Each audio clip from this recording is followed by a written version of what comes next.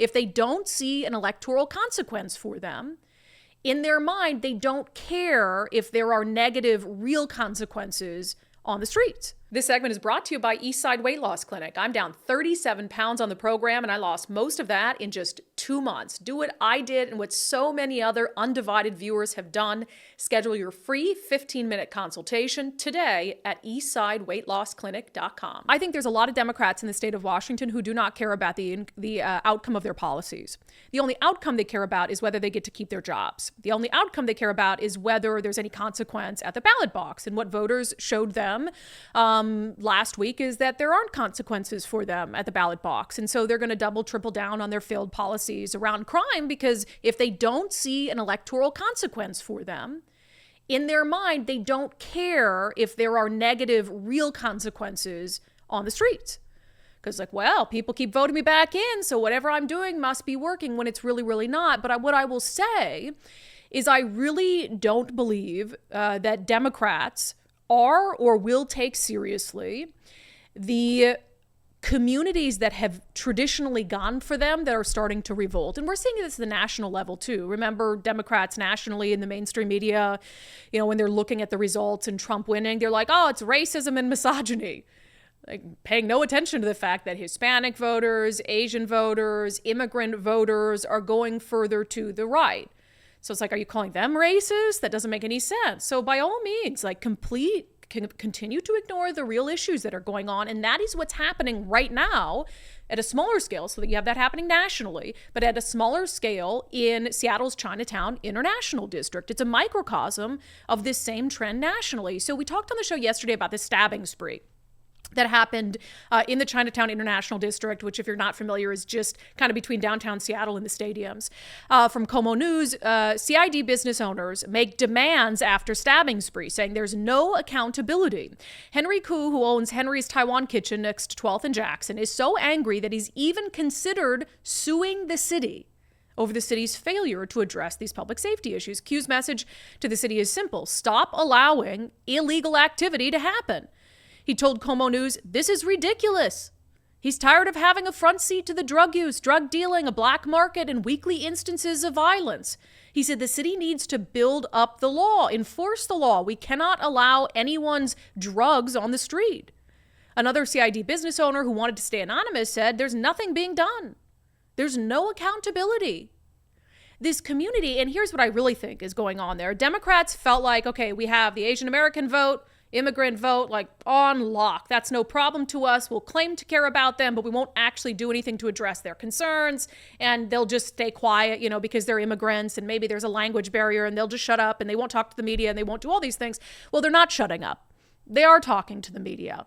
And they are angry, and they see what you're doing. They see that you use them as kind of political pawns, for a good photo opportunity now and then you ignore them. Like, you ignored them when you tried to dramatically expand the size of a homelessness complex in their neighborhood, and they took to the streets to protest with big pictures of Democratic leadership's faces on them, like Dow Constantine crossed off. Like, you weren't listening to them then. You didn't learn their lesson. Then you had these open-air drug markets and markets of stolen merchandise, 12th and Yesler, that would just be allowed to continue, no problem in the world. And then the city would go in for some photo ops where the mayor would be painting over the graffiti, like, look at me, everything's good. And then, of course, the cameras would go away and these open-air drug markets would just come on back. And then you've got stabbing sprees where they can't even walk around feeling safe.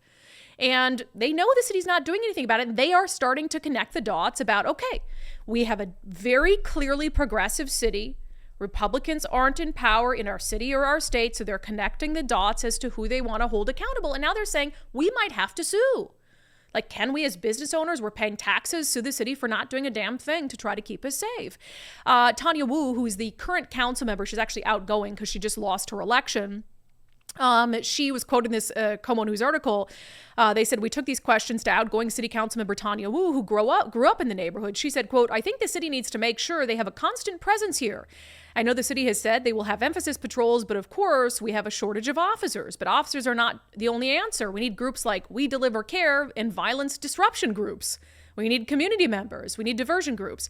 Yeah, I don't know what the group We Deliver Care is going to do when there's a madman wielding a knife going on a stabbing spree. So like, yeah, cops are the answer, and we need to make sure that there is no vilification of law enforcement, and that from the city of Seattle level to the King County level to the state, and people like Bob Ferguson, we're putting people in office who respect law enforcement, who law enforcement want to work for, and we're shutting down the far lefties like Sean Scott, the police abolitionist Seattle just sent. They just sent a police abolitionist to Olympia. And you don't think that makes a difference when it comes to having and being able to hire more police officers? Like, police officers don't want to work in a state where they're sending police abolitionists to Olympia to make laws for all of us. So yeah, police are the answer. There's no other group that's going to respond to a crazy person going on a stabbing spree. So anyway, that's going on. The community has been in revolt there for about a year. Where again, I mean, there was just this, I wish I'd pulled video of this, massive Trump, but I think it was the Vietnamese community. It's a big Trump rally the week before the election. So, of course, you know, Seattle is blue. I'm not saying that, like, all of a sudden Seattle, like, Chinatown is going to flip and it's going to be like Trump country, right? But when you look at the data, so first I just want to show you, like, the core of Seattle in general. So it's like all blue, hopelessly blue. And you've got a lot of these areas where like 70, 80% or more of voters are voting for the Democratic presidential candidate. This is data specifically for the presidential race for last week's election. But you'll see there's these two patches. If you're listening to the show and not watching, I'll try to describe it to you. There's these two patches where it's a little less blue, still light blue, but a little less blue. One of them up in the Broadmoor neighborhood, which is, if you're not familiar, it's like by the 520 floating bridge, like across the water from the Husky Stadium. And then you see this little less blue patch down in south of downtown Seattle. So let me zoom into this a little bit. So these two areas could not be more different when it comes to the demographic. So the one up by Husky Stadium, that's the Broadmoor, that's the country club. That's like one of the richest neighborhoods in Seattle, very white also. And then the other one that is also lighter blue is the Seattle Chinatown International District. And there's a little, so it's important to know if you're watching, these are micro precincts. So these are precinct levels. There's one that's like a little bit red, but there's like one voter in that precinct and they voted for Donald Trump. So it's like, there's a little tiny little red, just ignore that. That is an outlier that we can't read too much into. But again, you have this hole in Seattle, all blue, and then lighter blue. And it's so odd because one is this rich country club and the other one is the freaking Chinatown International District. So if we look at those two neighborhoods for the 2024 election, and again, these are precinct level, so very, very small microcosms, small little voting blocks where we're talking about, they represent a couple hundred voters, but it's really interesting data. So up in Broadmoor, which for a long time has been the quote unquote reddest district in Seattle, still not red, but the reddest, right? So they went 67%, the latest data, voted for Kamala Harris, and 29% for Donald Trump. Like 29% is not great, but that's still like in Seattle, that's about as good as it gets for Donald Trump. Well, now down in the Chinatown International District, specifically, we're looking at the precinct called King 1825. Well, they 62% for Kamala Harris and 35% for Donald Trump. It's the first presidential election that Chinatown International District, this specific precinct, is the most quote unquote red precinct, overtaking Broadmoor. So in Broadmoor, rich white people, gated neighborhood, 29% for Donald Trump. Chinatown International District, 35% for Donald Trump. Now, how does that compare to the last election in 2020, where, of course, Donald Trump was on the ticket as well? So in 2020, that neighborhood, that little microcosm, which is like the Wajimaya Apartments, there's an International House Senior Living Center that's in that precinct. In 2020, 20% of voters there voted for Donald Trump. 2024, 35% of voters there voted for Donald Trump. And it's still, we're talking about very small numbers here, right? Very small numbers here. But, and also it's very interesting because far more voters voted, and we've seen this across the country, right? In the 2020 elections, like, where did all those votes come from? That's weird because, like, basically when it comes to Donald Trump, if you look at the two numbers, the actual number of votes, Donald Trump got 135 in 2020 and 136 in 2024. So it's like just one more voter, right? But still, as a percentage of the voting population, because in 2020, Joe Biden had 507 voters in that precinct. 2024, Kamala Harris had 239. Where did those 250 votes go? They just vanished? It's part of those 20 million we can't find. That's sure strange. That's real strange, isn't it? Interesting. I mean, that's very interesting. But still, as a percentage, 35% compared to 20%. So 15% swing toward Donald Trump in a district that has become increasingly less blue. And now it kind of competes with the Broadmoor neighborhood. So it's just interesting. I think Democrats, to ignore that would be a bad idea. I mean, Washington State, we have a pretty significant Asian American population.